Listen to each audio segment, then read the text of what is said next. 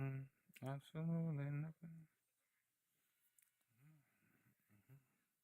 Hey, if you ran to cadence in the military, you ran to war, my friend.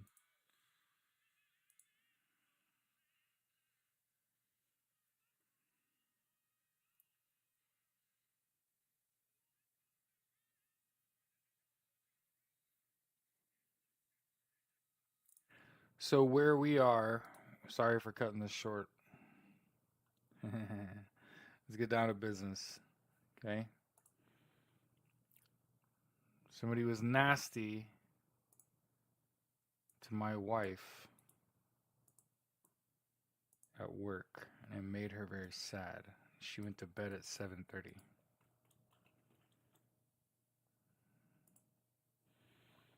It has a good pace.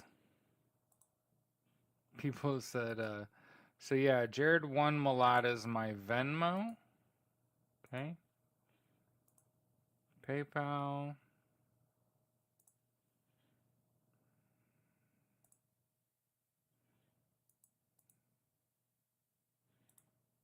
At Likely Alien. Okay. Okay, so there's Venmo and PayPal. A couple ways you can tip me. This is Justice's Waiting Room. This is a daily live podcast where we discuss news and politics. Except I'm a socialist. So I just want everybody to have universal health care, education, income, and housing. Okay. Today, this is my fourth live. Probably going to be the last one. We're going to try to get all the way through this. The good news is we get to skip a lot of stuff because a lot of stuff it's evidentiary. Do you understand? It was Fupa Queef, Jesus. Uh it was I think for most people they don't know what it means. You know what I mean? That's why when I say I'm a socialist, I always define it because I don't want your mind to wander to some fucked up definition of socialism that you have that I know you can't define it if you're asked. I know if somebody said, "What are the four pillars of socialism?" your brain would fucking melt. And not you, it's like a universal you, right? The late great George Carlin said, half of all people are stupid, the other half are even fucking stupider. So, I love that fucking joke. Rest in peace, George Carlin. But what we're doing tonight is we're reading um, Jack Smith's unredacted report that was released. Okay. And it's great because we're identifying the co-conspirators as a group. Again, we're zooming through it. I think we're zooming through it. It probably doesn't feel like it. You gotta understand, if it wasn't me reading it out loud, I'd already be done and in bed. Okay? But we're stopping, we're having conversations, trying to figure out people. We are on page 28 under Exhibit D, which starts about quarter way down the page. Mr. Trump's pressure on the vice president. Everybody ready? Got your popcorn? Mr. Trump wanted no one else speaking with Vice President Pence because he and co conspirators were already implementing a secret plan to use Mr. Pence's ministerial role as President of the Senate to Mr. Trump's advantage. Co conspirator 2, with assistance from co conspirators 5 and 6, spearheaded the execution of a strategy which co conspirator 2 had recently conceded was not supported by the Constitution or federal law. For Mr. Pence to decline to count the legitimate electoral certificates in the targeted states where Mr. Trump's electors had signed fraudulent ones. In the weeks before the certification, Mr. Trump began pressuring Mr. Pence to cooperate both directly and by mobilizing Mr. Trump's supporters.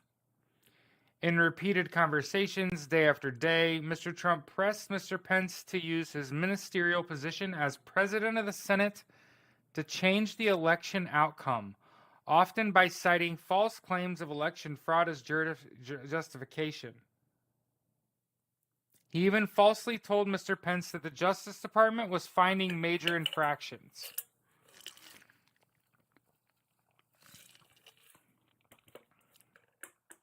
So keep in mind, Donald Trump didn't want anyone else talking to him, and he solely tried to influence his ministerial role in the certification of the election. Okay. When Mr. Pence repeatedly refused to act as Mr. Trump wanted, now we're on page 29. Mr. Trump told him that hundreds of thousands of people would hate his guts and think he was stupid, and that Mr. Pence was too honest. I mean, what? I haven't been insulted that lame ever in my life. I'm going to repeat this. Donald Trump told Mike Pence hundreds of thousands of people would hate his guts and think he was stupid and that you're too honest. Since when is he a sassy blonde? You know what I mean? Surrounding these communications, Mr. Trump frequently took to Twitter to exhort supporters to travel to Washington for January 6th, such as when he tweeted on January 1st, the big protest rally in Washington, D.C. will take place at 11 a.m. on January 6th. Locational details to follow. Stop the steal. He coordinated the insurrection. You're the only one not connecting. Yeah. Mm-hmm. Yep. So on January 1st, Donald Trump tweeted out the big protest rally in Washington, D.C. will take place at 11 a.m. on January 6th. Locational details to follow. Stop the steal. That would be Donald Trump tweeting out instructions. He coordinated the insurrection. That's the tweet. That's a tweet. On January 4th, 2 days before the certification proceeding, Mr. Trump arranged for Mr. Pence to meet with co-conspirator 2 in the Oval Office in hopes that co-conspirator 2 could convince Mr. Pence to accede. I learned a new word today. Did you know ACCEDE was a word? Accede? I didn't know that was a word. Let's look it up. This is a Learn Live. I'm sorry if everybody already knew that.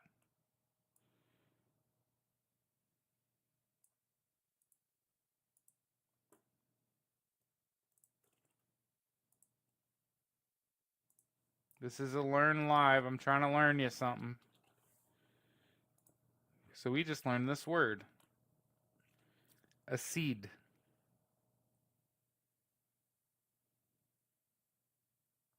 I'm back. I'm learning you some stuff. We learned a word today. Accede. It means agree to a demand. Eastman is number 2. So what's Eastman's full name?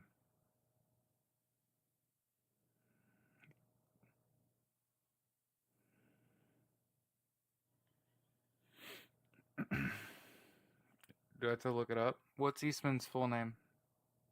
What's his first name?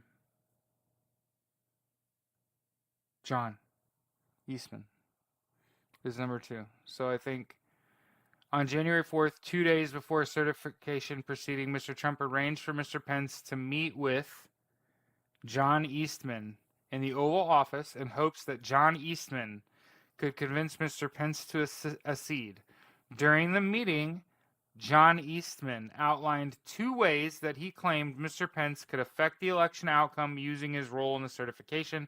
He could reject the legitimate electors outright, denying Mr. Biden an electoral majority and likely sending the selection of the president to the House of Representatives, where fellow Republicans control the majority of state delegations, or he could send the elector slates to targeted states' legislatures for them to choose which electoral votes should be counted, affording Republican-controlled legislatures the opportunity to reject Mr. Biden's electors and replace them with Mr. Trump's. Okay. Lady with no head said she's cross-checking in Pence's book and just past that part where Donald Trump arranged that meeting. So that's how we were able to identify where do you download the report. Let me put this link in the chat, okay? Again, my name is Jared. I host a daily live podcast where we discuss news and politics, except I'm a socialist. And that just means I want everyone to have universal health care, education, income, and housing. And what we're doing now is we open thief. What?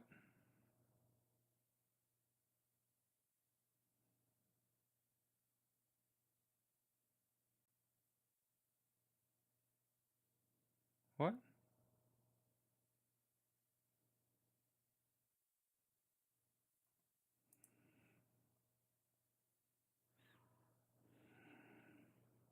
We're on page 29. Did you just call me a thief? I don't. What? Oh shit.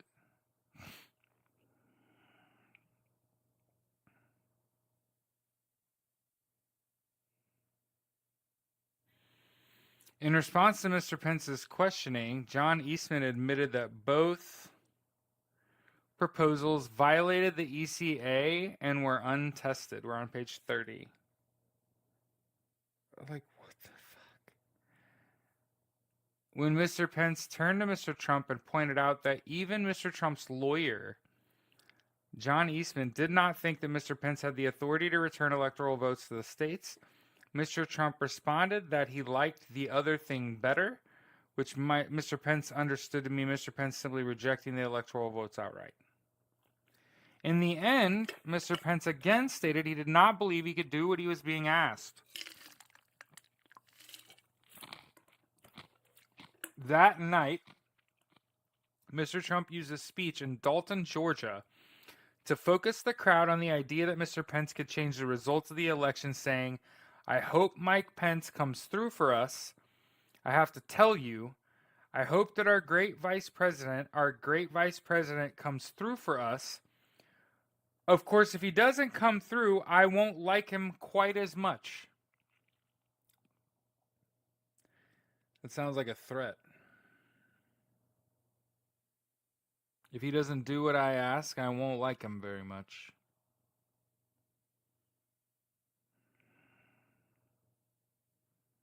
God.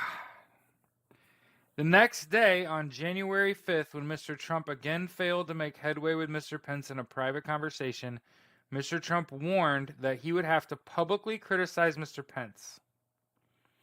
Mr. Trump then, in response to a New York Times report on the conversation between Mr. Trump and Mr. Pence, issued a false statement claiming the vice president and I are in total agreement that the vice president has the power to act. Yeah. We're going to try to finish him out.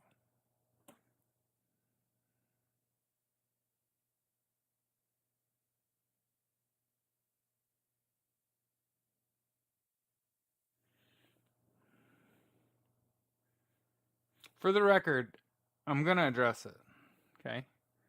So, someone called me a thief in the chat for telling you that my wife had a bad day at work, came home, I asked her what was going on, and she said that the girls at work found your TikTok and they're jealous that you built a community and that you have a large following and that your community has financially supported us keep in mind to the tune of about $500. So for the record, y'all are amazing, but it's not like you financed the house. It was like $500. It was probably like a dozen, 10, 20 people. It ain't that deep. You bought us a couple ceramic heaters when we were cold because our furnace went out and it took us 2 weeks to replace it, right? Like, and the girls that they found my TikTok, and think about this. Think about what's crazy. They had to find me on TikTok thanking you. That's how they found out that y'all had supported us financially, is because I make videos thanking my community effusively, right? Like effusively. Thank you so much for all of the support. I greatly appreciate it. The only way that they would have known that is if they came across me thanking you for helping us. And it made my wife question,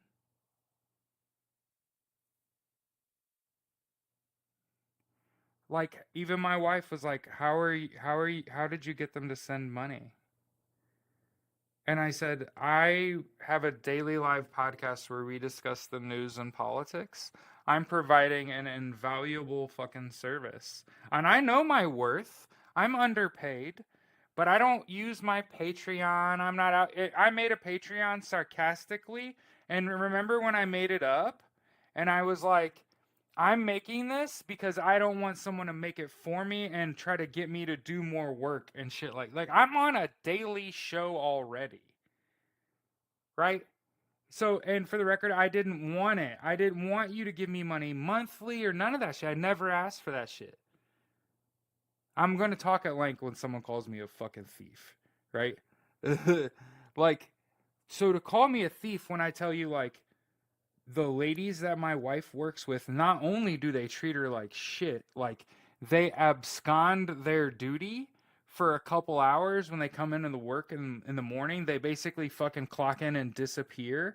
And my wife is afraid to confront anyone because her fucking sister is their boss. So do you see the sort of like toxic environment that my wife is sort of trapped in? Until I can produce an income that makes her income obsolete. Okay.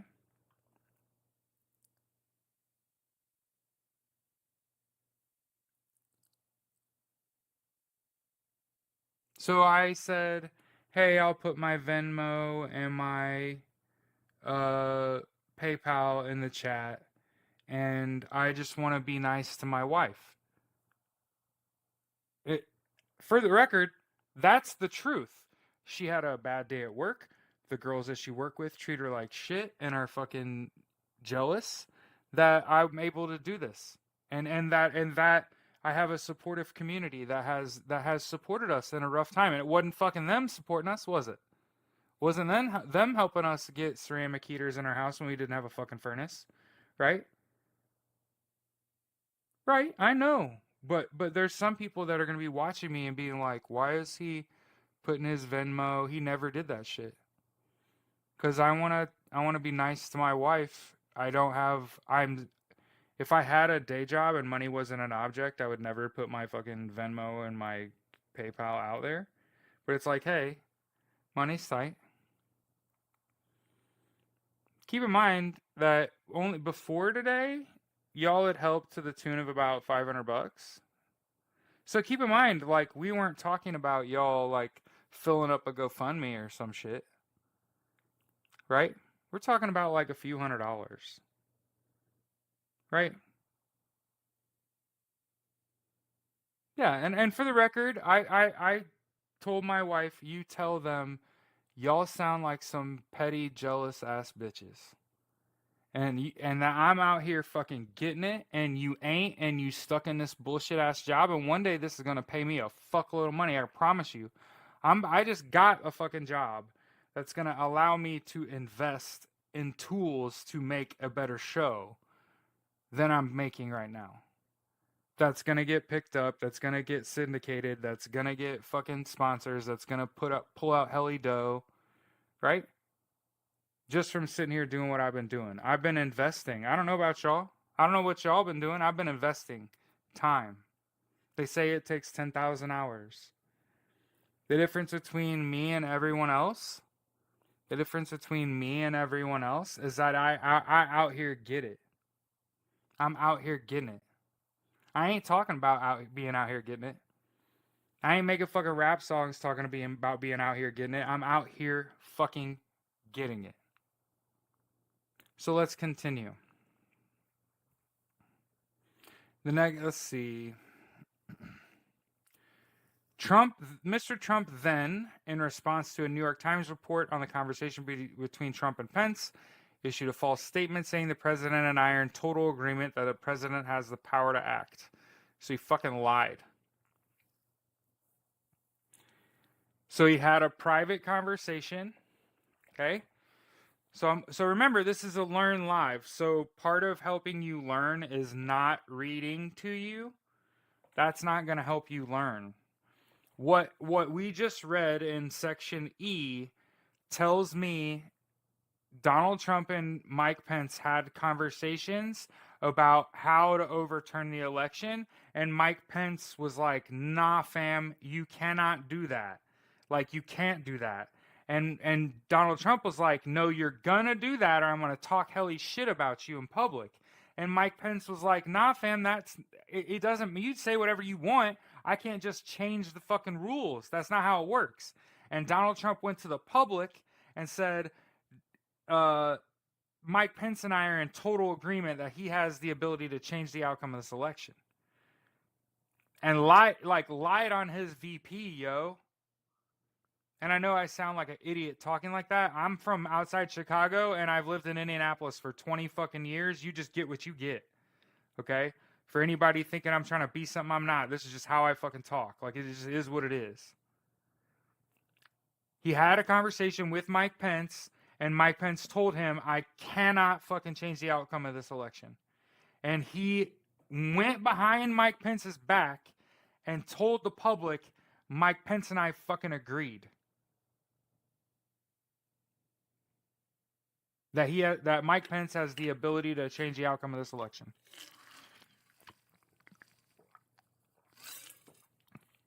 For the record, I think it's badass that Mike Pence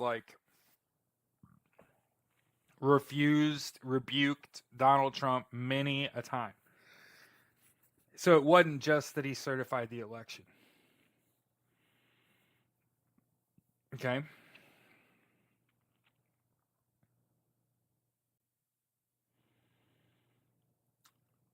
So this is the juicy part. For the record, this is the get your fucking popcorn. Fanned the flames of falsehoods. I like your alliteration there. Okay. Yeah, I'm gaining some fucking respect. Exhibit E. Mr. Trump's supporters attack the United States Capitol.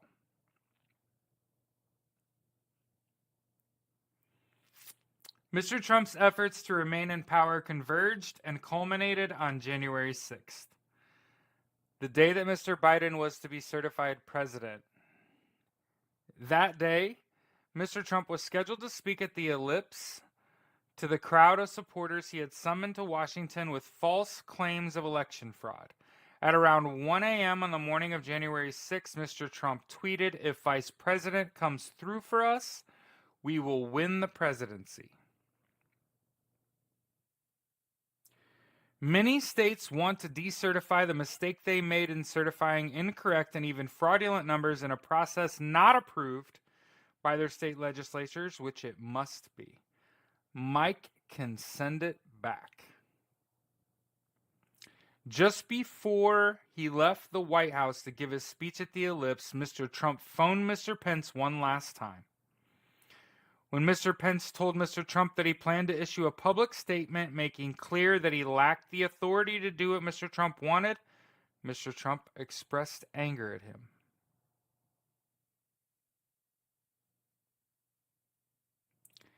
He then directed staffers to reinsert into his planned Ellipse speech some language that he had drafted earlier targeting Mr. Pence.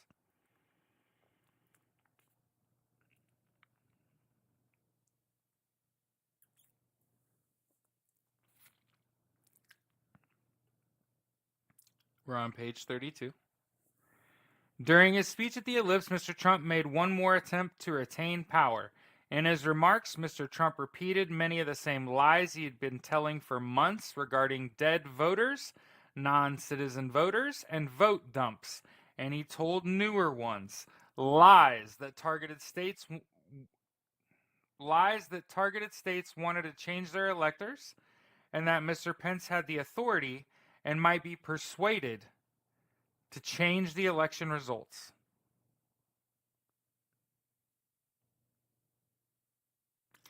The lie regarding Mr. Pence was particularly deceptive because Mr. Trump knew that his supporters in the crowd did not. That Mr. Pence had just told him that in no uncertain terms that he would not do what Mr. Trump was demanding. Mr. Trump told the crowd, a crowd of his supporters, that he had remarked to advisors the night before was angry, that the election had been stolen, and that the country would no longer exist if this purported crime were not stopped, and that the discovery of fraud licensed them to go by very different rules. Although Mr. Trump at one point also told his supporters to peacefully and patriotically make their voices heard, he used the word fight more than 10 times in the speech before concluding by directing his supporters to march to the Capitol, to give allied members of Congress the kind of pride and boldness they need to take back our country. Mr. Trump's speech at the Ellipse on January 6, 2021 was a campaign event. The rally which Mr. Trump spoke was planned and executed by private political supporters, and it was completely funded by a $2.1 million private donation. Wonder who that was.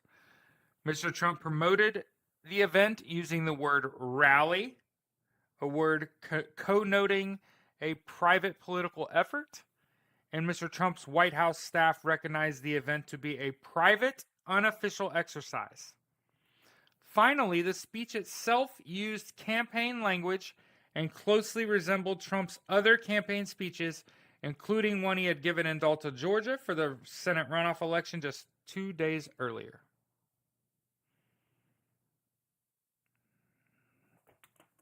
From who? Yeah, we were trying to find out who gave Donald Trump $2.1 million.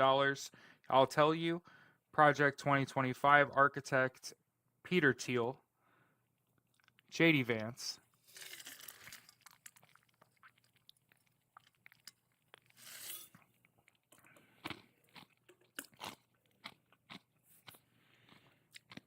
that gave him $2.1 million.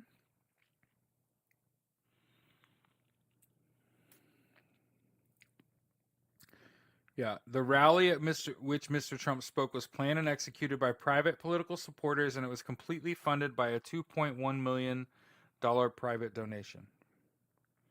Yeah, this is January 6, 2021. Some private political supporters completely funded a $2.1 million private donation for the Ellipse rally. Who's that? My guess, Peter Thiel. Project 2025, architect J.D. Vance. Peter Thiel. Oh, yes. Because when you commit an insurrection, you are an enemy thereof. And if someone is giving you money, they're providing aid or comfort to an enemy thereof. So he plans on repeating the rally on the 19th. Same fucking game. Yep. Now we're on page 33. He also told the angry crowd that if you don't fight like hell, you're not going to have a country anymore.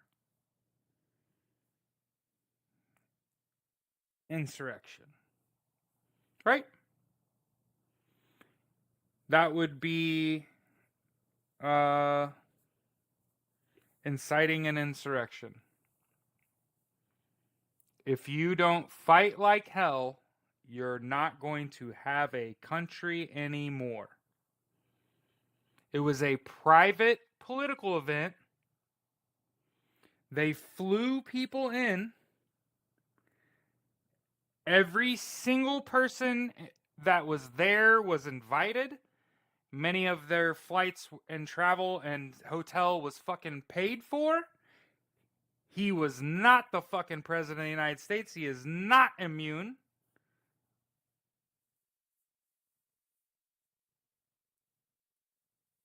That was a campaign rally. Buses were paid for.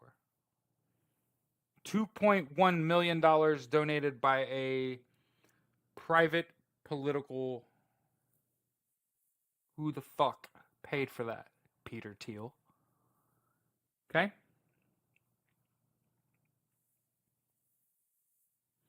Throughout the speech, Mr. Trump gave his supporters false hope that through such action, they could cause Mr. Pence to overturn the election results, even improvising new lines directed at Mr. Pence as the speech went on.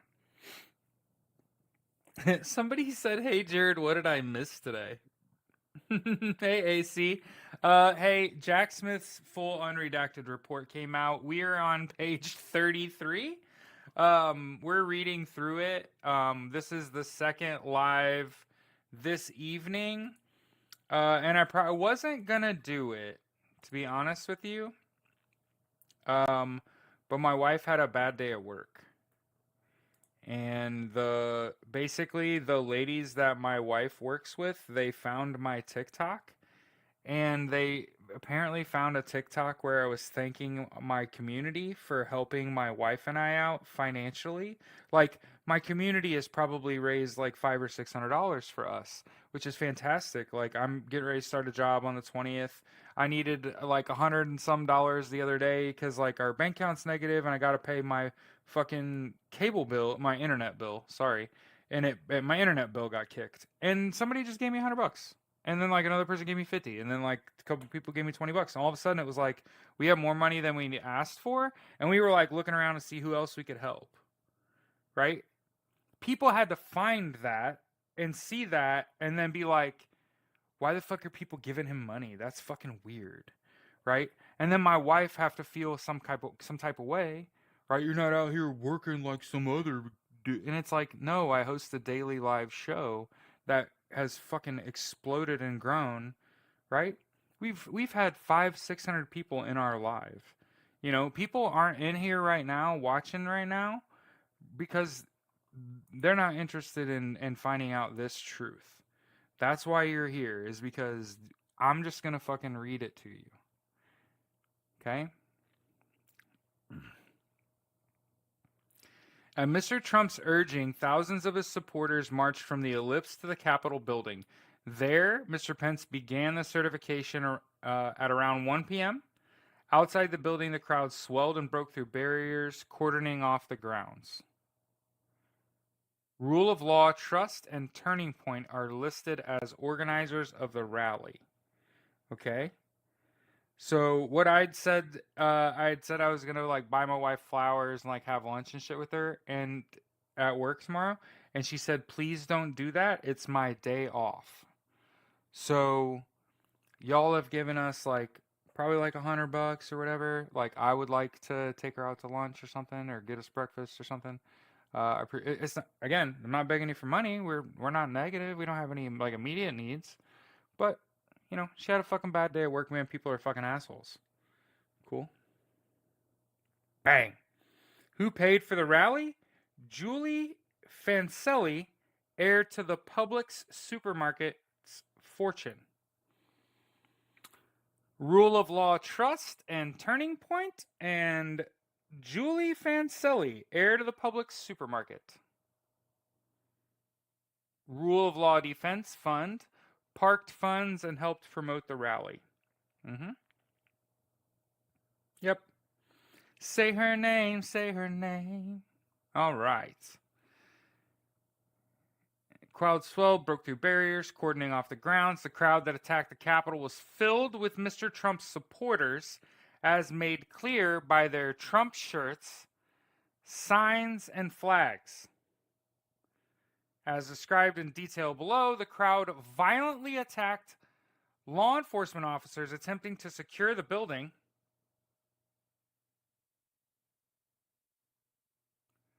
After his speech, Mr. Trump returned to the White House and around 1:30 p.m. settled in the dining room off of the Oval Office. There, he watched television news coverage of events at the Capitol and reviewed Twitter on his phone. When the angry crowd advanced on the Capitol building and breached it around 2:13 p.m., forcing the Senate to recess, several of Trump's advisors rushed to the dining room and told him that a riot had started at the Capitol and that the rioters were in the building. Over the course of the afternoon, they forcefully urged Mr. Trump to issue calming messages to his supporters. Mr. Trump resisted, repeatedly remarking that the people at the Capitol were angry because the election had been stolen. Somebody said Julie Fancelli only donated $300,000 of that $2.1 million. And that means that there's Alex Jones donated $50,000. So we're finding out exactly who funded that shit. Julie Fancelli, Alex Jones, Turning Point, Rule of Law Trust, and Defense Fund. Just before 2:24 p.m., the news channel playing on the television in the dining room where Mr. Trump was sitting aired an interview with an individual marching from the ellipse to the Capitol who expressed his anger at Mr. Pence and stated, "But I still believe President Trump has something," we're on page 38, "has something left." And then at 2:24 p.m., sitting alone, Mr. Trump issued a tweet attacking Mr. Pence and fueling the riot. Mike Pence didn't have the courage to do what should have been done to protect our country and our Constitution, giving states a chance to certify a corrected set of facts, not the fraudulent or inaccurate ones which they were asked to previously certify. Small donors combined contributed over $1 million, so we're at $1.35 million of $2.1 million accounted for. For those of you doing math alone in your head, it's like having ChatGTP as your homeboy.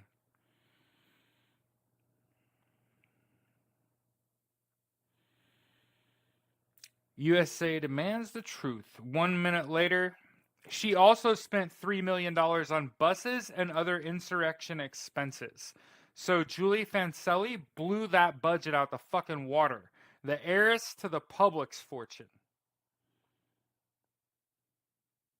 Luigi Mangione is a hero. From the TikTok shop. 1 minute later, the United States Secret Service was forced to evacuate Mr. Pence to a secure location at the Capitol. When an advisor at the White House learned this, he rushed to the dining room and informed Mr. Trump, who replied, "So what?" The rioters at the Capitol have been motivated and directed by Mr. Trump, and he continued to resist advisors' requests to direct them to leave. Throughout the afternoon, crowds at the Capitol hunted for Mr. Pence and other lawmakers, with some chanting, "Hang Mike Pence."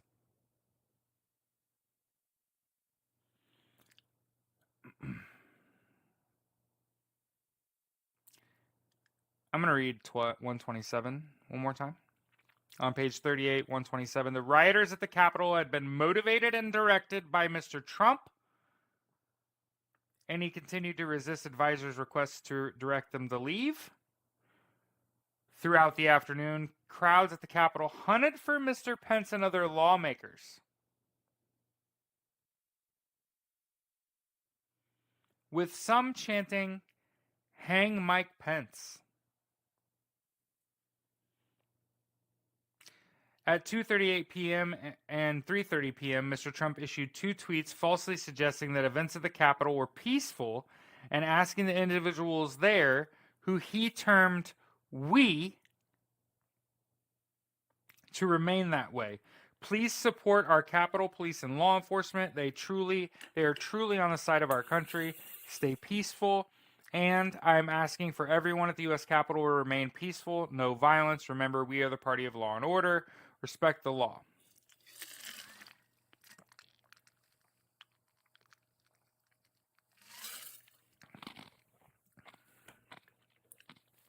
So 238 and 330, that's after the insurrection, right? 1.126379 give send GOA Christian equivalent of GoFundMe raised $370,000 from the Trump campaign. Okay.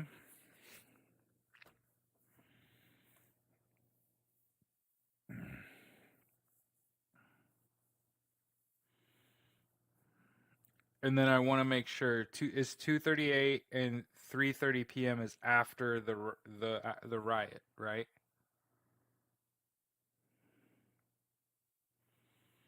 He called for them to kind of stand down.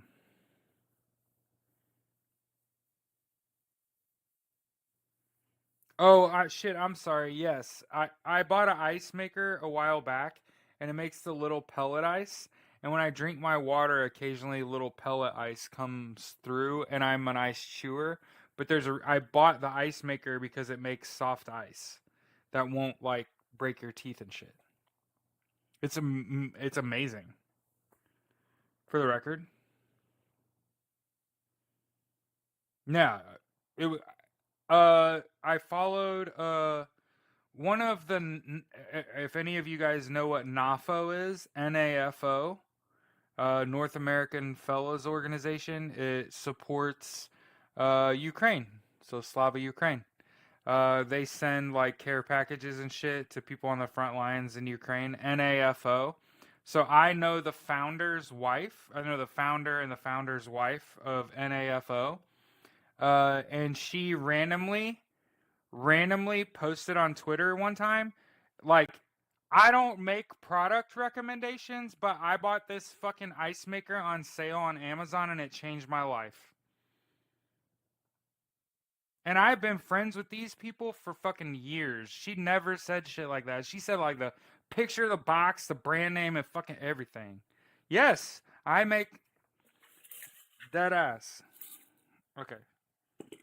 I make this kind of ice. Can you see it? Do you see it?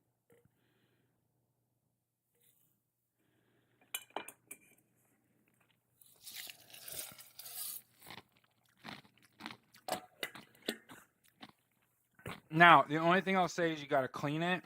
It has you gotta get like a damp paper towel and wipe off the side. I'll get it. I have to go get it. Can I do that tomorrow? Can you guys wait tomorrow? Because we can do this shit that we've been. Somebody said, Pick said, I've paid money for Sonic Ice. Yo, my wife never asks for shit. My wife never asks for shit. And every now and then, like a fucking zombie, she just like wakes.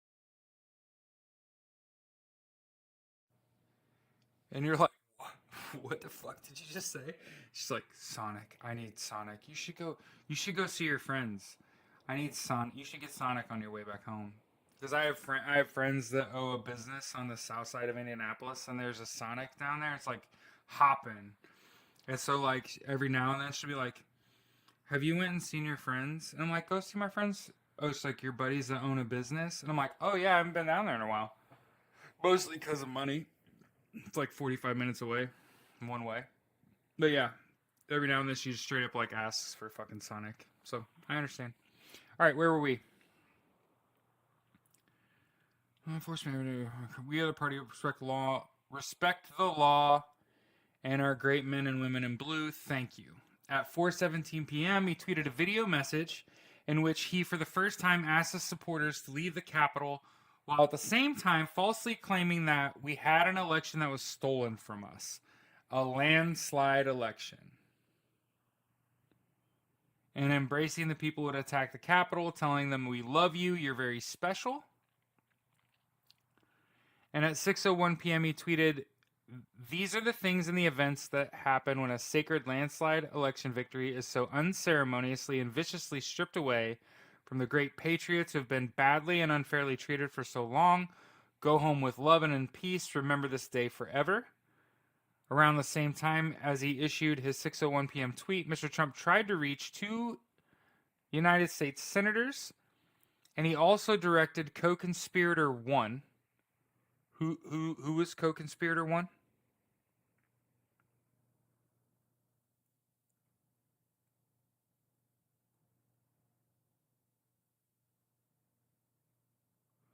Meadows? No, one is one Eastman or Rudy? Okay. At 6:01 p.m., Mr. Trump tried to reach two United States senators, and he also directed Rudy Giuliani to call members of Congress and attempt to enlist them to further delay the certification. So who did he have call members of Congress? Rudy. Okay. When Mr. Trump's White House counsel called him around 7 p.m. and asked him to withdraw any objections to the certification, Mr. Trump refused. Nonetheless, the certification resumed late in the evening of January 6th. We are on page 40. And at 3:41 a.m. on January 7th, Mr. Pence announced the certified results of the 2020 presidential election in favor of Mr. Biden. He did this in his 4:17 and 6:01 p.m. tweets on January 6th. Mr. Trump has provided additional evidence of intent by continuing to support and ally himself with the people who attacked the Capitol. He has called them patriots and hostages. Reminisced about January 6th as a beautiful day. Championed the January 6th Choir, a group of January 6th defendants who, because of their dangerousness, are detained at the District of Columbia jail. Jeez, man. Section droit. So, okay, that's providing aid and comfort to the enemies thereof. Yes. And I made a video today, and it was really long, and I fucking cried at the end, as I usually do when I talk about treason. I think that Donald Trump committed treason, and I think the reason that I think he committed treason is simple. If you read the 14th Amendment, Article 3, remember that there are 3 conditions of 14th Amendment, Article 3. You can hit me up on my Venmo. You can hit me up on Zelle. You can hit me up on PayPal. Okay? There are 3 parts to the 14th Amendment, Article 3. The first part is that you have to have already been an elected official. Okay? So for everyone wondering what are the conditions of being in violation of the 14th Amendment, Article 3, the first condition is that you must have already held public office. So if you're ever having a question with someone that doesn't believe that Donald Trump is an insurrectionist, it's really this simple. There are 3 conditions that you got to meet to be in violation of the 14th Amendment, Article 3. Can we just agree that Donald Trump was the 45th president of the United States? And generally, yeah, fuck yeah, 45 and 47, right? That's what you're going to get. Okay. So he was already an elected official, and then he participated in an insurrection, right? And there is a public document, right? There's a public document, Jack Smith's report here. Report of Special Counsel Smith, Volume 1, January 2025, that clearly shows Donald Trump participating in an insurrection. Okay? And then I just want to point out that there's another part right after that that you have to understand. It's not just participate in an insurrection. There's a clause right after that that says, or given aid or comfort to the enemy thereof. And the reason that I keep getting choked up is because I'm like, well, he did both. He participated in an insurrection. He also fucking gave aid or comfort to the enemy thereof. And when you look at treason, that given aid or comfort to the enemy thereof clause is also part of the treason clause. So when you wonder, why do you keep getting emotional when you talk about it? And I'm like, because somebody is going to have to decide. If he is in violation of the 14th Amendment, Article 3, did he also commit treason? And we are talking about, like, I hate to say this, this was like formerly a beloved candidate. You can dislike the fucking guy, but like he won in 2016. He got his ass kicked in 2020. It's not relevant, but like at one point he was popular. He was popping.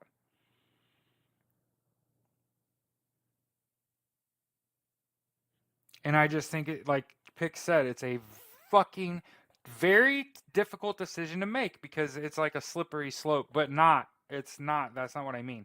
But like if he's in violation of the 14th Amendment Article 3, then JD Vance is in violation of the 14th Amendment Article 3.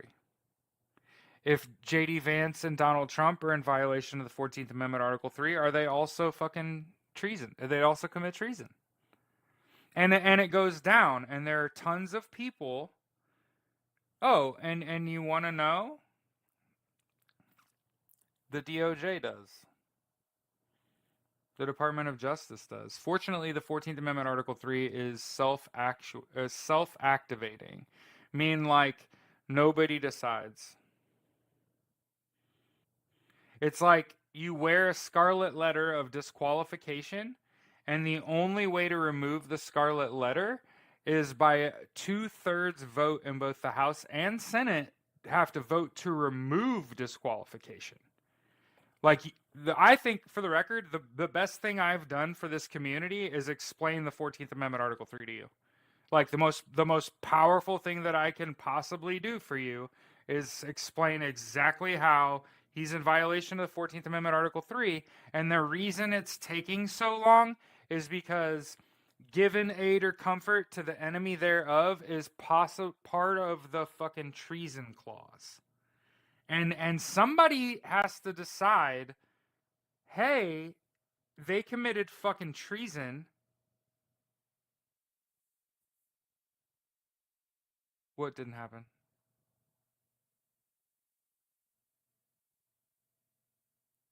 Yeah, somebody has to decide, did you commit treason? And how far down does it go? And for my answer to that, for everybody wondering, is every single one of them. Every single one of them. Not a stone unturned, nor leaf tossed. I want every one of them out of politics. If they are a Russian asset, and you could, okay?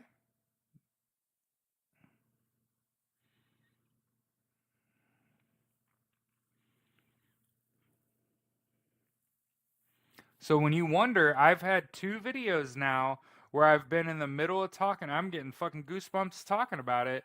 Where I've been talking about Donald Trump committed fucking treason, and that's why this is taking so long. And I've gotten emotional both fucking times. And you've seen all the other heavy shit we talk about, and I never get emotional. So if I'm a fucking nobody, right? I'm not a doctor, I'm not a lawyer, I didn't stay at a Holiday Inn Express last night. Like I got no fucking business getting worked up over I don't even like him. You know what I mean? Like I don't even fucking like Donald Trump. But it's like it is absolute insanity to me that I'm like, the reason that this is taking so long is because he's in violation of the 14th Amendment Article 3, but he also fucking committed treason. That's fucking crazy. Like, never in a million years. In a million playthroughs of this lifetime, I would have never expected Donald Trump to have committed treason.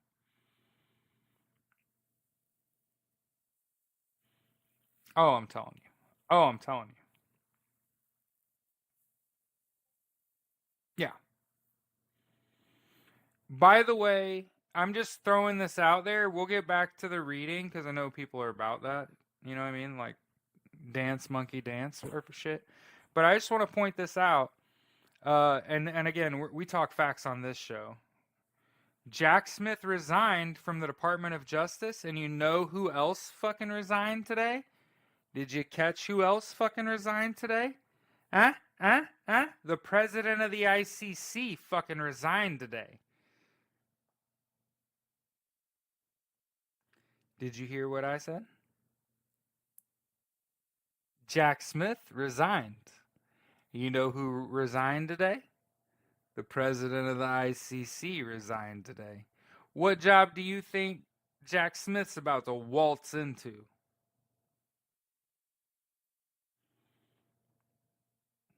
You didn't know that shit, did you? See, that's why y'all give me all that money, because you like, that white boy, he fucking on some shit, son. How the fuck did you know that shit, son?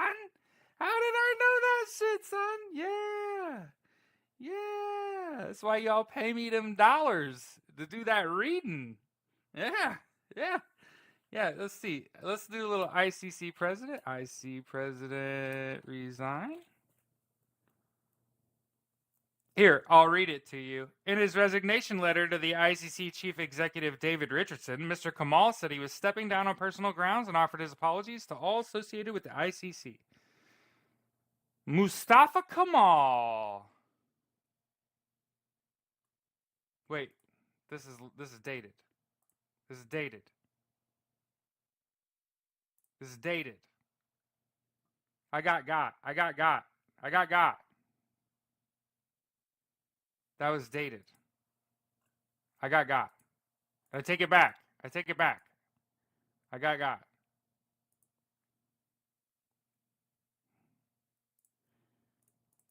Somebody resigned. We got to figure it out now because I feel stupid.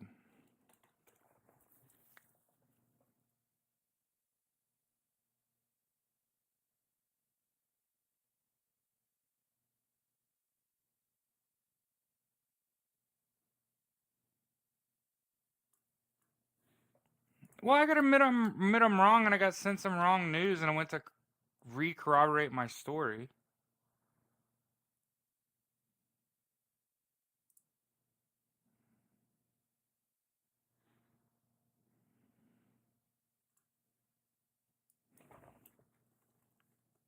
President of ICC resigned, right?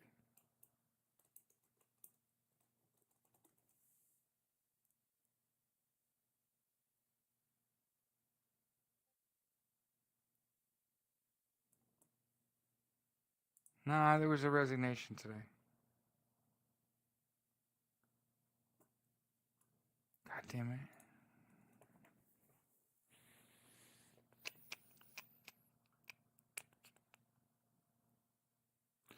Oh, okay, hold on. That isn't even the...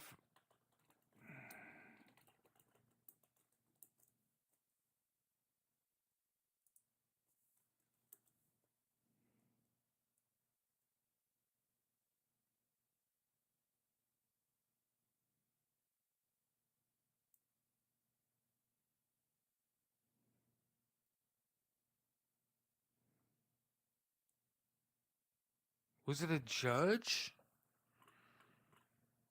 Hey, can someone get on... Hey, can someone get on... So sorry to get a little worked up there.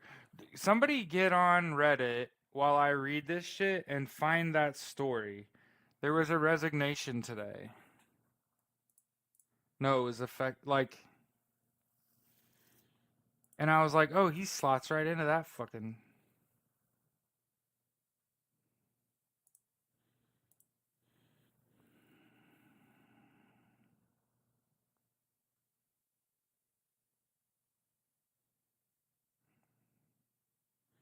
Or was it NATO?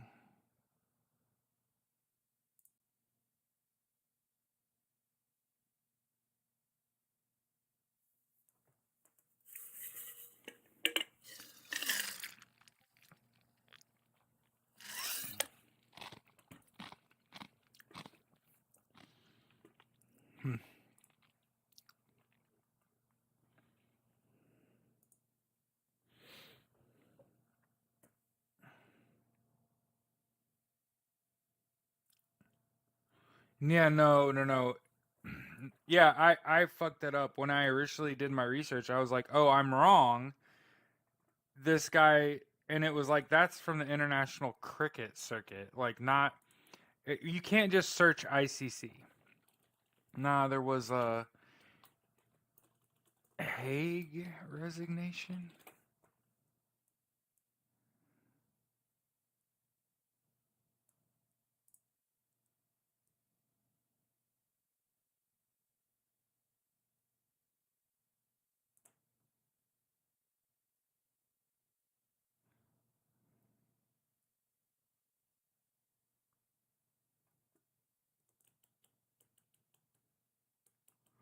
We'll find it. For the record, I'm seeing October 17th, 2024, Chief Prosecutor of Special Prosecution in The Hague resigns. Special advisors appointed for investigations of President Donald Trump. That's October 17th, 2024. June 15th, 2024, Aaron Barak resigned from the Hague panel. Okay. So we're wrong, but like there was some job that I was like, he slots into that. And it was like, who was going to do it? It was him or Kamala. I can't fucking remember. All right, so we're on section droit. See, I heard something about her resignation. I can't remember what it was. Yeah. But I was like, they were talking about Kamala. But that was like in June. Right? MSNBC president turning their resignation today. Fucking good. Good. All right. Section droit. Based on the above facts and after analyzing the relevant criminal statutes, the office sought and a grand jury found probable cause for an indictment of Mr. Trump on 4 federal charges. Wait a minute. 4 charges? I remember that. Do you remember Kamala Harris sent out an email talking about 4 charges?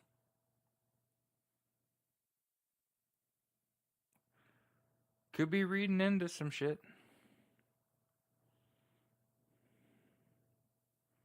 Conspiring to obstruct the governmental function of selecting and certifying the President of the United States.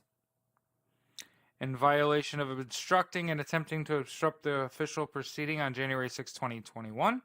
Conspiring to obstruct the official proceeding.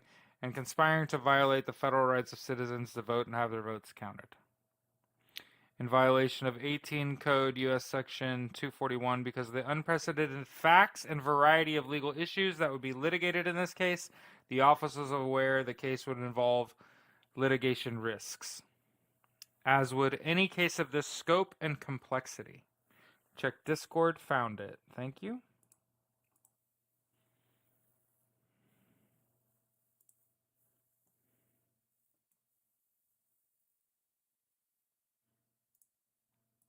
See, hey, so I'm backtracking. I'm backtracking on saying I was wrong.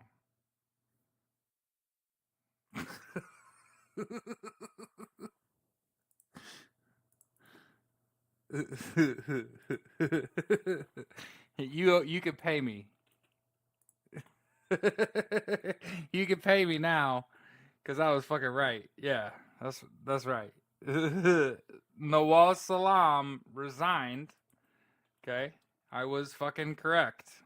Hey, if you ask my wife, this shit does not happen that often. Okay. You know how many people were watching me and they're like, "This fucking idiot," and like left. Then eventually it's gonna come back around, right? You're gonna be sitting in a bar one night like, yeah, I was watching this fucking idiot talk politics, and he tried to say somebody resigned from the fucking Hague, and then he looked up ICC resignation. And he was like, "Nah, man, that's the international cricket circuit. That's a sport. That don't have shit to do with politics." And he's beating himself up like, "Oh fuck, I feel like an idiot." Bitch, I was right. That's just gives me the giggles. That's fucking hilarious. All right, so he broke all these fucking laws. However, after an exhausted and detailed review of the law, the office concluded that the charges were well supported and would survive any legal challenges absent a change in the law as it existed at the time of the indictment. As set forth in section VD below, after the original indictment was returned, the Supreme Court ruled in Trump v. United States 603 U.S. 593 that Mr. Trump had absolute immunity for core presidential conduct. I'm gonna guess an insurrection is not core presidential conduct. Throwing that out there. What do you think? Okay. The Supreme Court's decision required the office to reanalyze the evidence it had collected. The original indictment alleged that Mr. Trump, as an incumbent president, used all available tools and powers, both private and official, to overturn the legitimate results of the election, despite notice, including from official advisors, that his fraud claims were false and he had lost the election.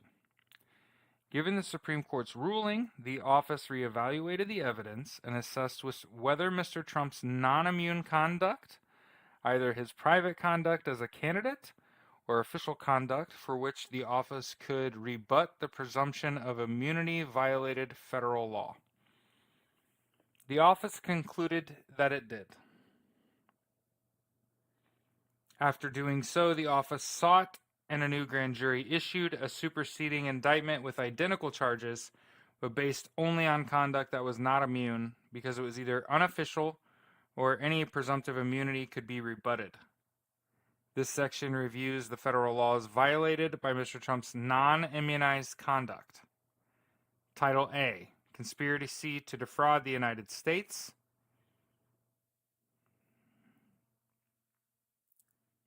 Bunch of words.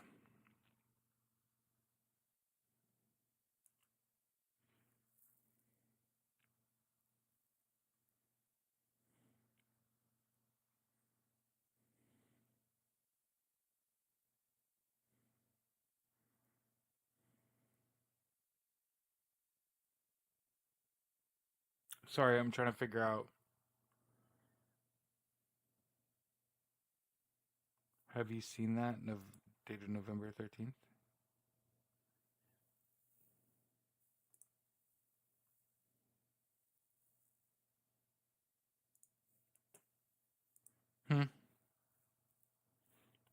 You must have not shared a link. I'm trying to figure out where you could pick that back up.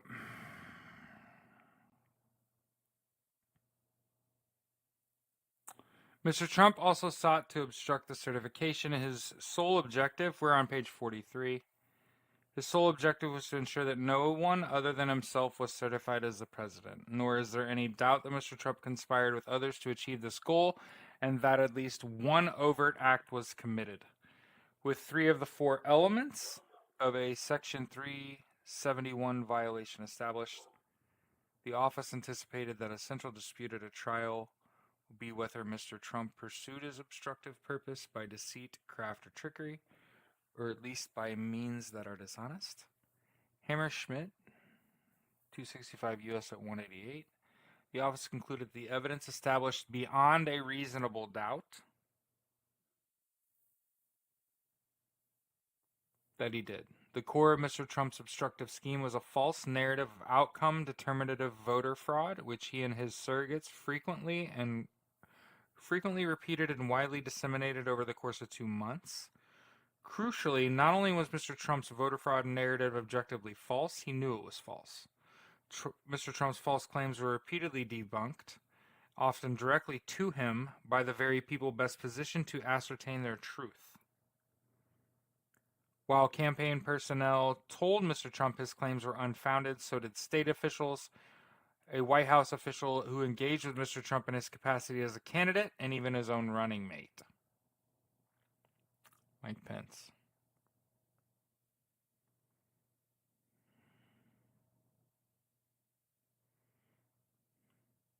Uh, 14. For example, Mr. Trump's campaign manager informed him that a claim that had been circulating that a substantial number of non-citizens had voted in Arizona was false.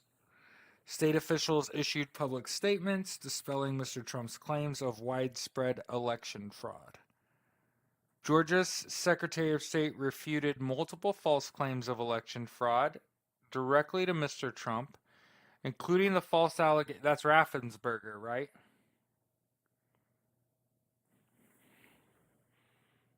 The statement about Reddit. What's wrong?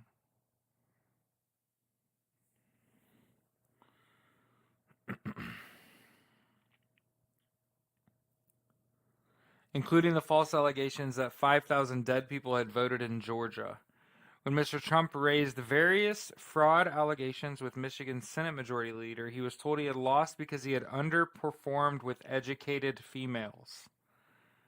Vice President Pence told Mr. Trump that he had seen no evidence of outcome determinative fraud in the election, and tellingly, a senior advisor reiterated to Mr. Trump that co-conspirator 1 would be unable, Rudy Giuliani, would be unable to prove his false fraud allegations in court, to which Mr. Trump responded, "The details don't matter."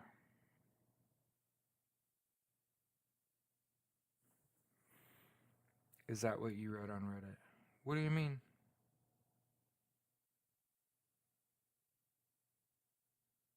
You're welcome.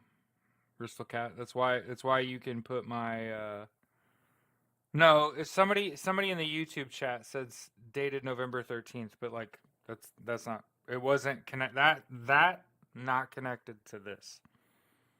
Okay? Make sure you like this shit, share this shit, make sure you follow me, make sure you go to click on my profile, click on the YouTube, subscribe to my YouTube. When I post links, sometimes in TikTok's chat app, it sucks the link up and you'll never see the link. If you go to YouTube, when I post the link, you can just click the link and go to it. Instead of having to hold down, copy, go to your browser, paste, go. You can just be in the YouTube, clicking the links as I post them. Go read it for yourself. Yeah? And yeah. And if you want to support me on Venmo or PayPal, you can. If you have Zelle, you can Zelle me money. And my wife had a bad day at work today. Came home, and sat on the couch and ate ice cream and cried. And said that the girls that she works with treat her like shit. And they come in for the first couple hours of work every day and they dis-a-fucking-peer on her. And she's sitting there by herself. And if she steps away from her desk for a few seconds, they'll just let her people pile up in front of where her desk is and don't offer ever to help her. And she can't really complain because her sister's the boss. And so there isn't a lot I can do because they're all women. So what am I going to do? Go beat somebody up? So I just said like, hey, here's my PayPal. And like that's the kind of shit I'm going to ask for money for, is like, I was going to get my wife flowers and just buy her lunch and be like, people fucking suck.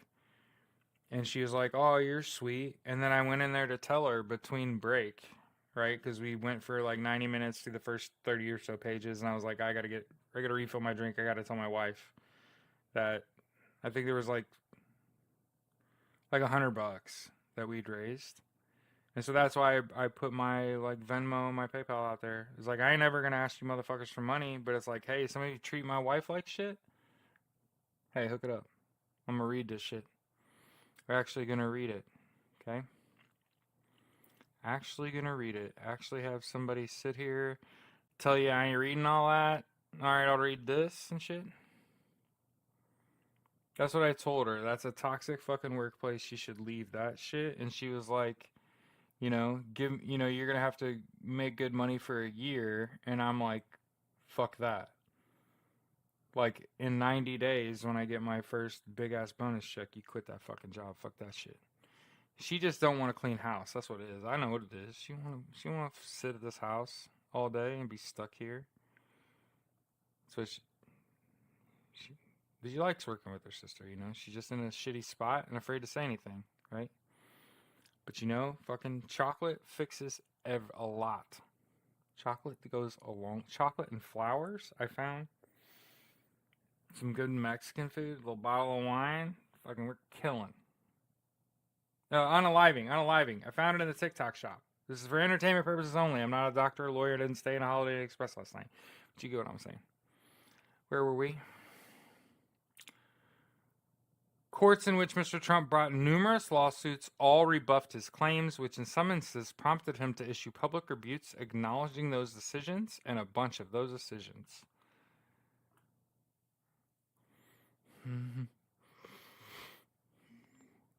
Other federal and state officials, some appointed by Mr. Trump, and we're on page 45.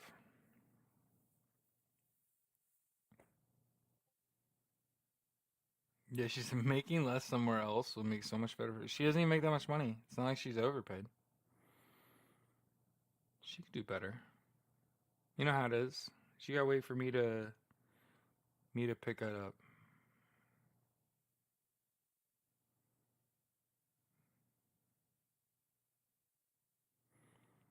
Other federal and state officials, some appointed by Mr. Trump and others who publicly supported and voted for him, publicly debunked allegations of outcome-determinative voter fraud. Mr. Trump did not reach out to any of these officials to ask relevant questions about the election because he was not seeking honest answers. This was a pattern revealed throughout the investigation. Mr. Trump unquestioningly accepted at face value and amplified election fraud claims that benefited his quest to retain power. Conversely, he avoided consulting informed sources, such as state election officials who possessed evidence that could debunk his claims. The office concluded that this consistent pattern would constitute powerful proof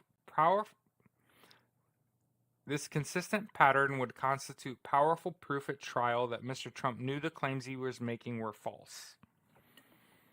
Mr. Trump's false claims were often divergent from one day to the next and otherwise internally inconsistent. For example, in Arizona, the conspirators started with the allegation that 36,000 non-citizens voted in that state. 150 5 days later. And it was beyond credulity that a few 100,000 didn't vote. 151 3 weeks later. The bare minimum was 40 or 50,000. The reality is about 250,000. 152 days after that, the assertion was 32,000. 153, and ultimately, the whole bunch of stuff I'm not going to read. Okay. Ultimately, the conspirators landed back where they started. We're on page 46. At 36,000, a false figure that they never verified or corroborated.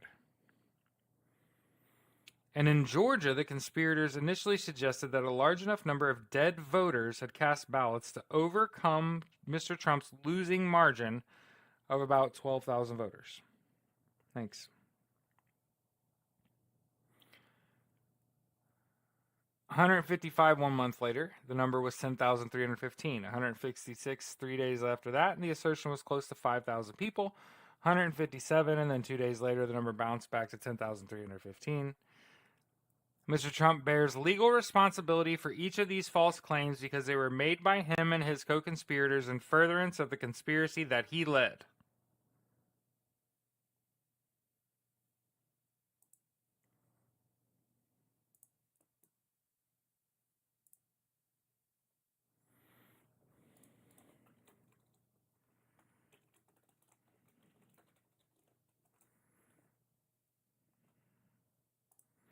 To me, it's pretty obvious. It's like very pointed.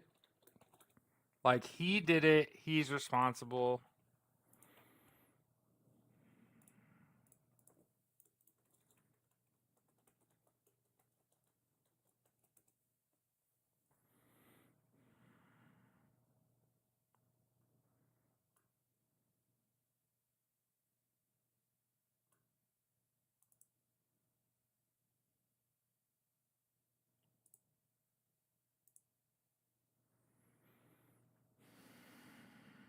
I'm going to read the 158 again. On page 46, again, I'm not a lawyer. I'm not a doctor. I didn't stay in a Holiday Inn Express last night. I'm going to read this again. Mr. Trump bears legal responsibility for each of these false claims because they were made by him and his co-conspirators in furtherance of the conspiracy that he led. Does everybody, like, that to me is such a fucking, like, he did this shit, he led this conspiracy, he's responsible for each of these false claims that he made. I just think it's important. Okay? The office developed further evidence of Mr. Trump's knowledge that his claims were untrue from witnesses who reported that he planned to use fraud claims before the election had even happened. For instance, in advance of the election, advisors told Mr. Trump that the election would be close and that initial returns might be misleading, showing an early lead for Mr. Trump that would diminish as mail-in ballots were counted. In response, Mr. Trump suggested that if that prediction were true, which ultimately was, he would simply declare, on page 47, victory before all ballots were counted and a winner was projected. He also made repeated public statements in the lead up to the election day in which he sowed public doubt in the election results, setting the stage for his later fraud claims. And Mr. Trump made his first statement claiming fraud in the election only hours after polls closed, when no investigations had begun, much less concluded. Mr. Trump's intent in spreading knowing falsehoods was further evidenced by statements he made to those around him. In private contrast with his public false claims, Mr. Trump made admissions that reflected his understanding that he had lost. Okay? So one of the things that I think that's important as we read through this document is that when we come across things that, like, not you, stupid people argue this shit, right? One of the things that we have to do is we have to point out where can we see a sentence that is, like, particularly damning, like we did on the last page. On this page, I think right here, 161 on page 47. Mr. Trump's intent in spreading knowing falsehoods was further evidenced by statements made, he claimed, to those around him. In private, in contrast with his public false claims, Mr. Trump made admissions that reflected his understanding that he had lost. So privately, he admitted he knew he lost. He made public statements in contrast to that. In a private moment, Mr. Trump confessed to his family members that it doesn't matter if you won or lost the election, you still have to fight like hell. When President-elect Biden appeared on television in November, Mr. Trump said to a staffer, "Can you believe I lost to this fucking guy?" Yes, I can. Yes, I can, Donald Trump. You got your ass kicked by Joe motherfucking Biden, who is a hell of a president. Don't you ever forget it. And when his own vice president declined to join the conspiracy, Mr. Trump berated him for being too honest. Because the evidence showed that Mr. Trump knew his claims were false, it amply satisfied the mens rea standard for a Section 371 charge, which would be satisfied by evidence that Mr. Trump either knew his fraud claims were false or that he acted with deliberate disregard for their truth or falsity. The concept of deliberate disregard, sometimes referred to as reckless disregard or reckless or deliberate indifference, has deep roots in the law of fraud. The concept is reflected in case and jury instructions for the District of Columbia, as well as precedent from every other circuit. 165, page 48. Here, the evidence showed that Mr. Trump decided even before the election that he would allege outcome-determinative fraud, whether it occurred or not, if he were not declared the winner, and he adhered to that plan, repeating false claims that he knew to be untrue. Although Mr. Trump's conduct fell comfortably within the established elements of a defraud clause offense, the office noted that the Supreme Court has in several recent decisions limited the reach of other federal fraud and obstruction statutes.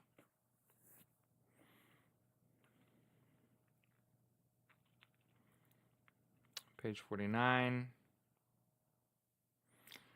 The office concluded, however, that the creation of such a new rule would not be supported in the law, given that the well-established elements of a defraud clause offense are firmly grounded in the statute's text, history, and long-standing judicial precedent. For more than 100 years, the Supreme Court has stated repeatedly that the fraud covered by the statute reaches any conspiracy for the purpose of impairing, obstructing, or defeating the lawful function of any department of government. And that this branch of liability is distinct from money or property limitations and other areas of fraud law. I feel like this is important. This is something like you put this thought into your brain, and one day you're going to spit it out. For more than 100 years, the Supreme Court has stated repeatedly that the fraud covered by the statute reaches any conspiracy for the purpose of impairing, obstructing, or defeating the lawful function of any department of government. Fraud. And that this branch of liability is distinct from money or property limitations in other areas of law. It has long been established, and that was on page 49, I'm sorry. Okay.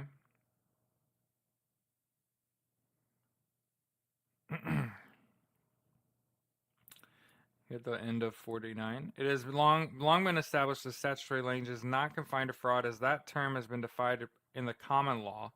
It reaches any conspiracy for the purchase of impairing, obstructing, defeating the law.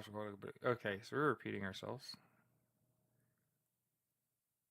The indictment charges that the United States was defrauded by depriving it of its lawful government function by dishonest means.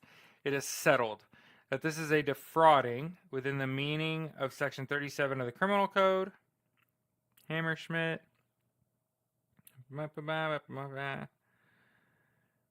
1948, for instance, when Congress codified the general conspiracy, we're on page 51.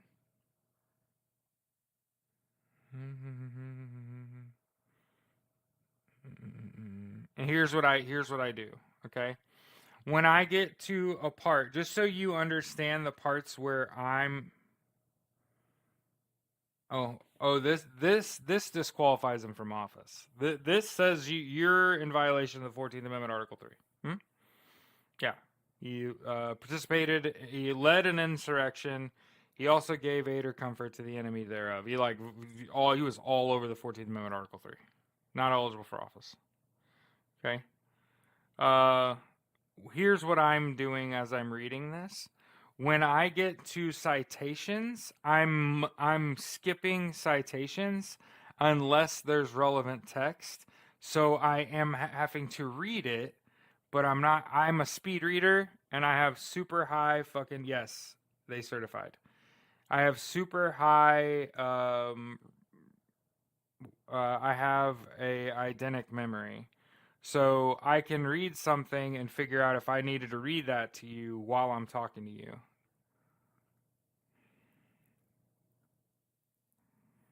You're just repeating shit. Hold on. We're on page 52. Mr. Trump's conduct fell within the scope of Section 371, given the statute's long-standing, congressionally ratified construction and its historic use by the Justice Department. The office also recognized various limiting principles in the application of Section 371 that separate Mr. Trump's conduct from mere hard-scrabble politics.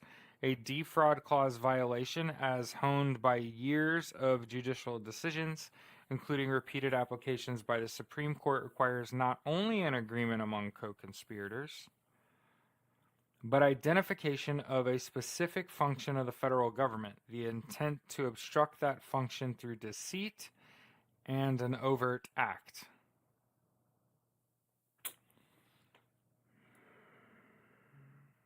Page 52.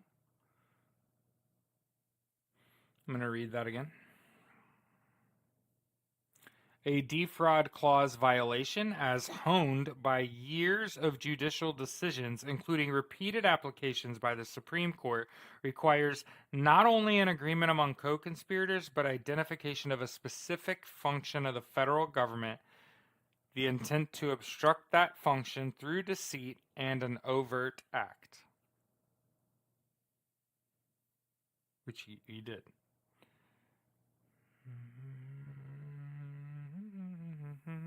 we're going to the next page.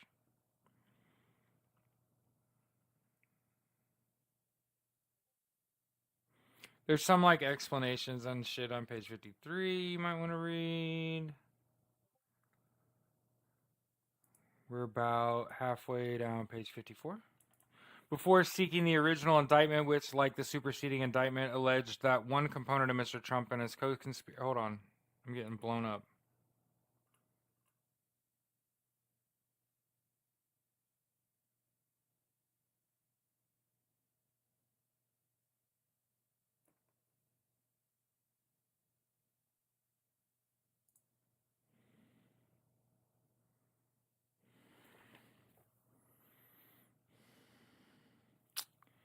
Before seeking the original indictment, which, like the superseding indictment, alleged that one component of Mr. Trump and his co-conspirators' obstruction involved replacing valid elector certificates from the contested states with false ones they had manufactured, the office anticipated the possibility of such a result in Fisher and confirmed that evidence would prove Mr. Trump's guilt beyond a reasonable doubt, even under a narrow interpretation of Section 1512.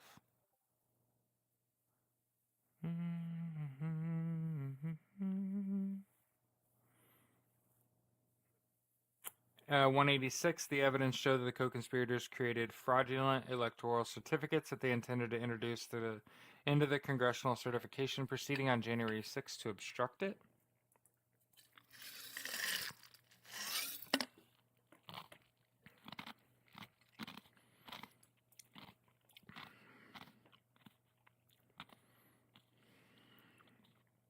The office was also prepared to prove that Mr. Trump willfully caused his supporters to obstruct and attempt to obstruct the proceeding by summoning them to Washington, D.C., and then directing them to march to the Capitol, cause the vice president and legislators to reject the legitimate certificates and instead rely on fraudulent electoral certificates. Okay.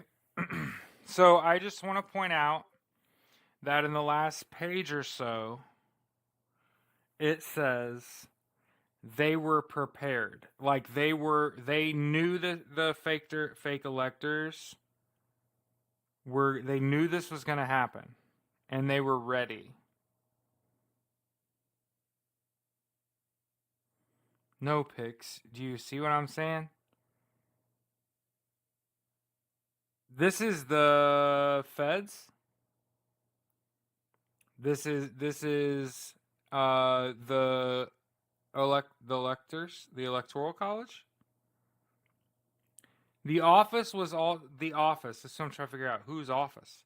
The office was also prepared to prove that Mr. Trump willfully causes supporters to obstruct and attempt to obstruct the proceeding by summoning them to Washington, D.C., and then directing them to march to the Capitol, causes the vice president and legislators to reject the legitimate certificates and instead rely on the fraudulent electoral certifications.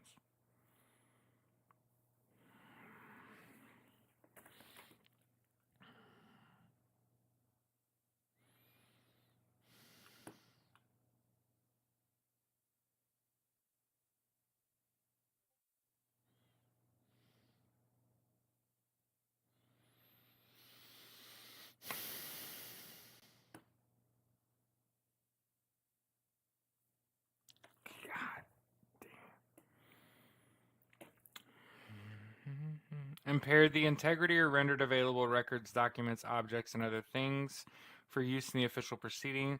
The defendant intended to impair the integrity of or render unavailable such records, documents, objects, or other things for use in the official proceeding. Mr. Trump and co-conspirators used deceptive and honest means. He intended the use of independently criminal means, page 57. To obstruct the congressional certification proceeding, he and co-conspirators plainly sought to cause state and federal officials to violate a legal duty, and Mr. Trump acted with an intent to procure an unlawful benefit either for oneself or for some other person.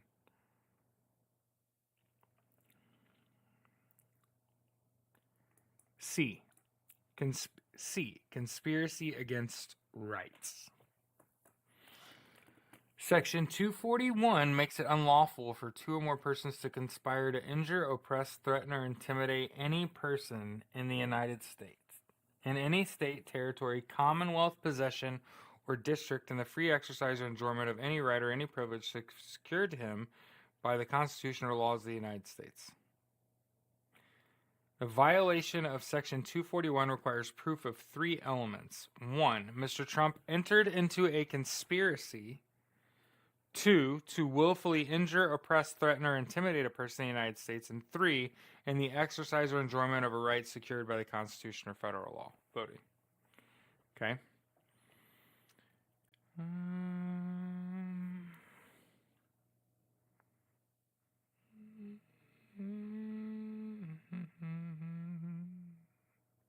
Mr. Trump's conduct meets each element. 169. The right to vote for president based on determination by state legislatures to appoint electors based on their constituents' votes is fundamental.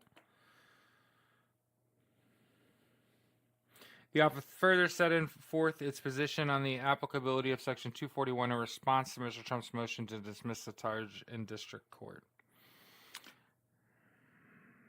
Is it happening? We're reading Jack Smith's report. Okay.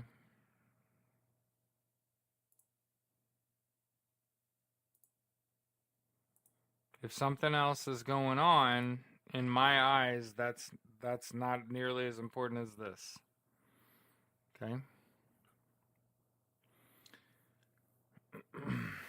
No right is more precious in a free country than that of having a voice in the election of those who make the laws under which, as good citizens, we must live. Other rights, even the most basic, are illusory if the right to vote is undermined. Westbury v. Sanders, U.S. 117 from 1964, actually. Mr. Trump acknowledged that voting in a presidential election is a fundamental right under the Constitution.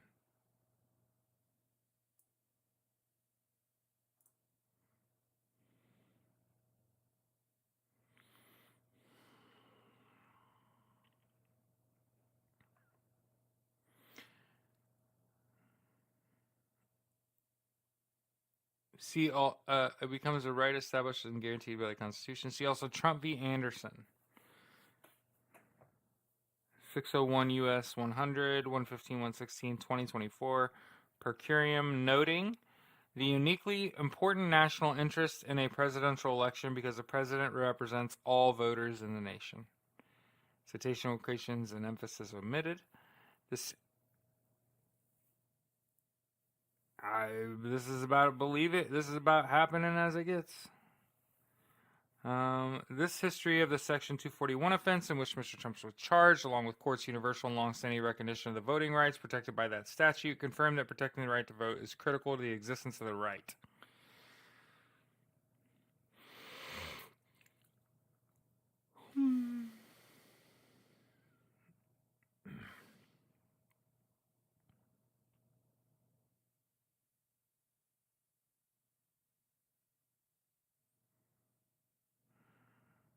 Section 241's predecessor statute was passed as part of the Enforcement Act of 1870, a Reconstruction-era law to address the continued denial of rights to black citizens, sometimes accompanied by violent assaults. United States v. Price, 1966. That act sought to combat widespread anti-Reconstruction violence, which includes acts of terror aimed at disenfranchising black voters. The same year as the act's passage, Congress established the U.S. Department of Justice, and the department zealously pursued its mission to enforce voting rights in the Reconstruction era. Through the application and interpretation of Section 241 and its predecessor statute, courts have repeatedly underscored the importance of the right to vote. Courts have held that the right encompasses the ability to cast the vote. Ex parte Yarbrough, and then they have further confirmed that one's vote cannot lawfully be denied, destroyed, or diluted. Say it again. Say it. Say it. They have further confirmed that one's vote cannot be lawfully denied, destroyed, or diluted?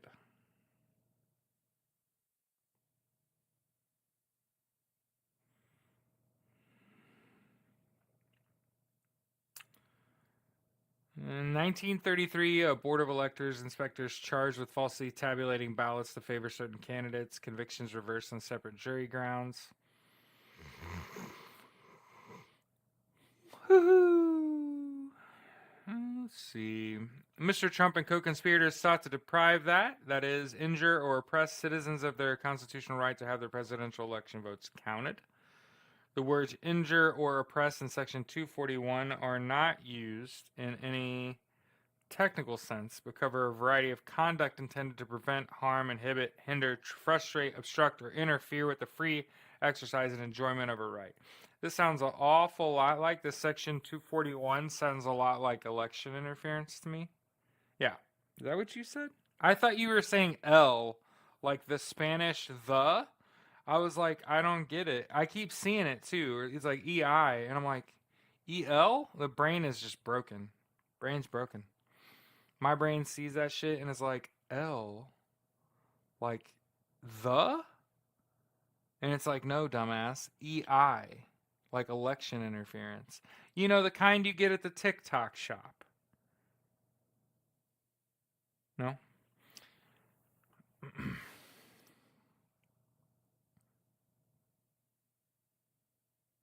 Jared, you're getting tired. I thought we were going to read 175 pages, and dead ass, I thought, like, here's what I was telling my wife. There'll be like a page of text and then a page of proof. It ain't that fucking way. It is not. This bitch is thick. Okay? What time is it? It's fucking 10:30.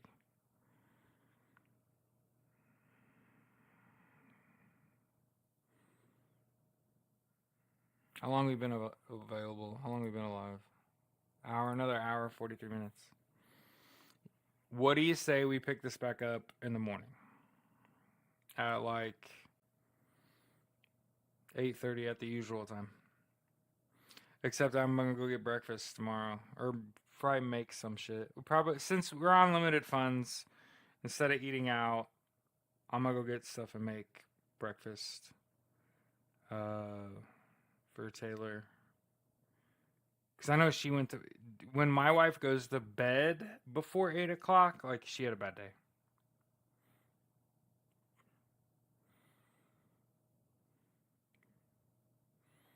So, in my eyes, by the time you get to page 60, we have, in my eyes, election interference.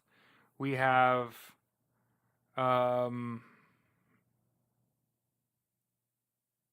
basically attempted fraud. Okay. So we have election interference, attempted fraud, violation of the 14th Amendment, Article 3.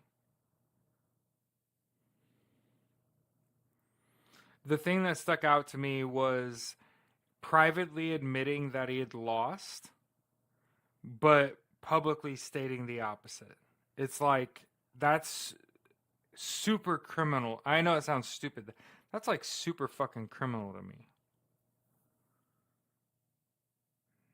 And it helps change. Isn't TikTok shop, right?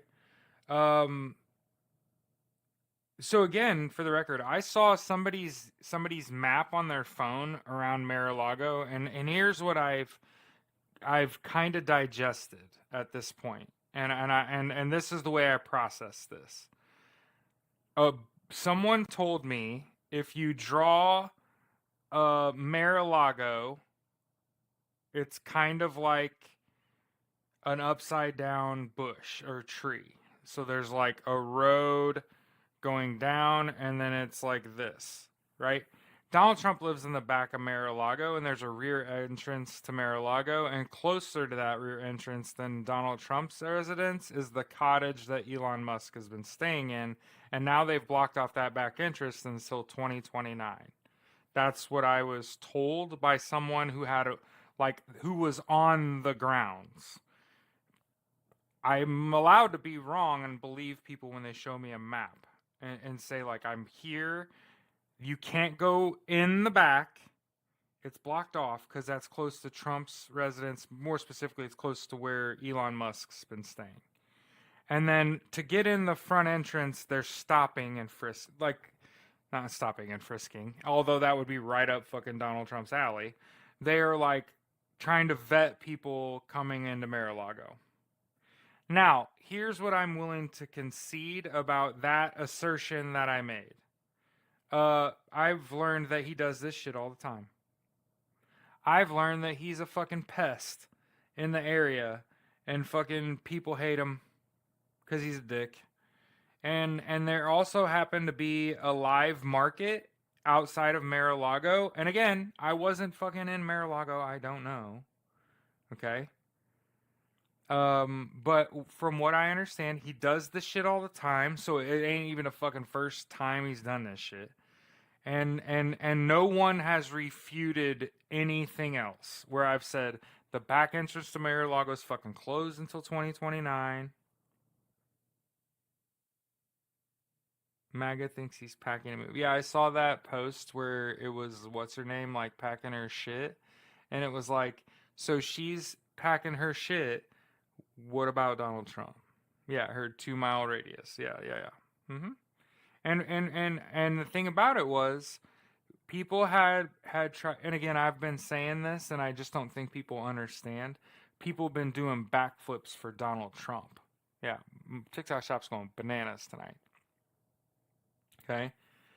People do backflips for Donald Trump, right? And so when I come out and I say, okay, rumor has it, Donald Trump has barricaded himself in Mar-a-Lago, and he's got a 2-mile radius, right, where he's barricaded himself in.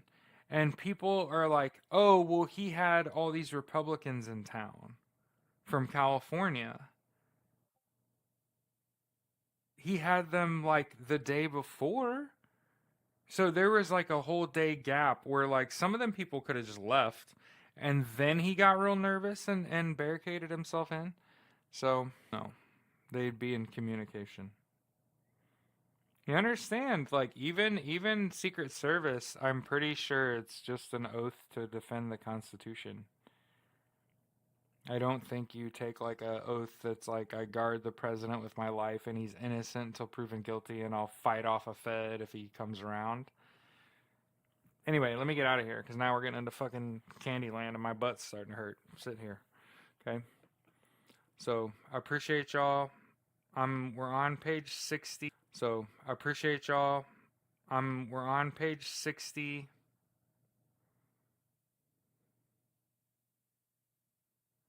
Jesus Christ. Okay, I'm gonna read this last page and then we're gonna go to bed. I fucking hate it. I gotta read this. Mr. Trump fined more than 11,000 votes to dilute Mr. Biden's vote count.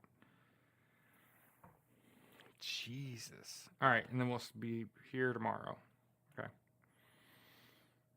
Okay. Very compelling evidence. It tells me, like I've been saying this whole time. Okay. Night, y'all. Welcome.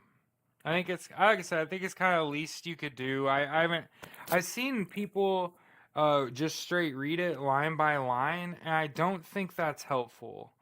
Because I'm not going to write down all those codes and go look all those codes up. So, like, reading them seems kind of dumb. And I get it. I'm, like, tooting my horn. But it's like, it seems kind of dumb to read all those fucking U.S. codes. You ain't looking them up. I'm not looking them up. So, like, why read that? You got to have a little bit of a discretion about what you're actually trying to read to your chat. So, I'm trying to get to, like, blocks of text to say, like, definitive shits. And, like, we're going to skip all the other hooey.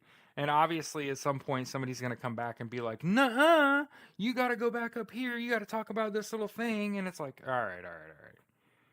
Yeah, the whole back exit, yes, is restricted. Yeah, I know. I wasn't lying. I'm doing good. You know what I mean? Like that. Hey, for the record, I started sweating when people were like, "Who resigned?" And I was like, "The fucking president of the ICC resigned." And people were like, "Really? I didn't hear that." And I was like, "Yeah, Jack Smith slots right into that." And then And people were like, "What? Are you sure?" And it was like, "Yeah, I'm gonna go." 3 hours, you didn't get any violations. Well, I mean, we were bouncing around on a document. You know what I mean? Like we were reading like no shit. This makes me feel bad. Like every report I've ever written, shitty. Shitty. They cited this shit. Yeah, I need to get it written down. Yeah. Yeah. I know why they didn't want it public. Cuz it's very like direct. Yeah, I'll see you guys tomorrow. What a what a fucking time to be alive, man. Tell you what.